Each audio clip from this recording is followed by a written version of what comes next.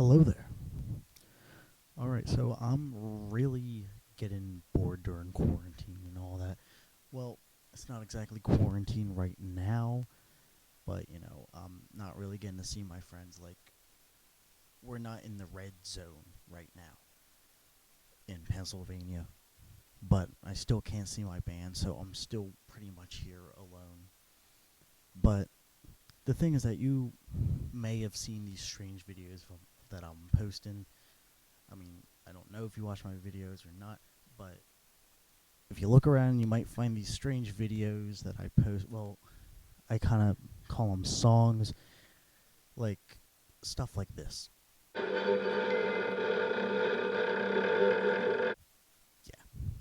it's strange.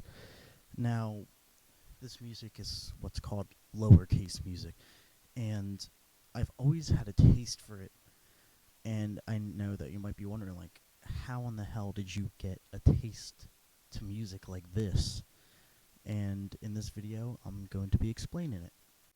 Alright, so first things first, I kind of always had a strange taste in music because that's the way I was taught. Now, my mom wasn't always a big musician. My grandma wasn't a big musician, and my aunt or anybody I really knew was a big musician, and my grandpa died way, way before I was born, so I didn't even know if he had any taste in music or anything, like even jazz or anything. But before, when I was about 5, my dad used to drive me to school in the morning, and he'd wake me up every morning and feed me, and on the way up to school, he would usually play some music for me, and he would play songs by two bands, and that would usually be Sonic Youth and White Zombie. Now, for a kid that was born in like 2005, this is like really old and strange music, but I loved it. And I wasn't really a big musician then, but I was always interested in instruments, and the instrument that really um, got me interested was the harmonica. And yeah, I really wanted a harmonica, and I'd be begging all the time, like, can I get a harmonica? And then, thankfully, that Christmas, my grandma actually bought me my first harmonica. I didn't even know what it was when I opened it up. When I opened it up, I was like, what is this? Is this a pocket knife? And no, it's just a harmonica. Just by the angle, it looked strange. But yeah, I used to play that for a while, all the time. That harmonica was my life. Well, at least for a few months or so. But yeah, that's pretty much how I started off becoming a musician. Unfortunately, though, I didn't exactly become super, super passionate about it. And, after a little while, I just dropped it. Like, I didn't want to do it anymore. And, I mean, that's also because I have, like, a really bad attention span. And, yeah, I definitely uh, didn't start right there. And other things that kind of got me into it were music classes at my elementary school. We used a recorder flute, and I still play recorder flute to this day. Like, I actually play it. Like, I don't just make noise like you might see in this video.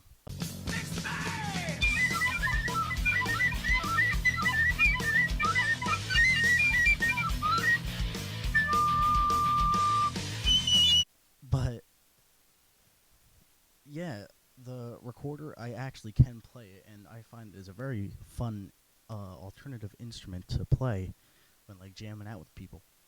And, yeah, I kind of like the recorder. I mean, I definitely wasn't that good because I used to always squeak, and when other kids would be learning how to play it, and then they'd be playing in front of the whole class while they're probably all scared and having anxiety problems while they're playing it. Everyone would kind of giggle when they would squeak or something, playing like some simple like hot cross buns. And yeah, I didn't exactly get into music right there either. But the time where it really started was mostly when I was in about 4th grade. So, fourth grade was a very interesting year for me, and like that goes with many different things, music and just normal life. But around that time, I was introduced to Primus. Primus was a band that really uh, interested me. So what happened was during the morning I would watch South Park, and yeah, I was young and I shouldn't have been watching it because it was clearly an adult show. But whatever, I just watched it, and the intro, I always liked the intro with a theme song. And one time my dad was walking by and told me, like, hey, that's Les Claypool, right at the beginning when shows Les dancing around with the bass. And I'm like, Les Claypool, who's that? And then, you know, my dad, every time I don't know a musician or anything, he would, like, bless me like this. It would be so freaking weird. And, I was just like, oh, I'm sorry, I don't know who he is. And that's when he showed me the first Primus song that really got me into music, and that was Tommy the Cat. And whoa, I'll tell you, that song blew me away. And yeah, just watching the way Les played, he strummed and slapped and all that, I was just like, I want to be like that guy right there. And at the same time, I also had an interest for the guitar because later on, as my dad would continue to show me music, some of the people that he would show me would be Frank Zappa, Fish, and the Grateful Dead. Those people were just very, very inspiring. Frank Zappa, he was a really creative and complex guitarist, and Fish, the jamming is so upbeat and interesting. Trey Anastasio, oh my god, he's just really like inspiring when it comes to listening to him. The way he feels the guitar and the way his fingers glide around the strings and all that is just incredible. And then Jerry Garcia, he, his tone is just blew me away.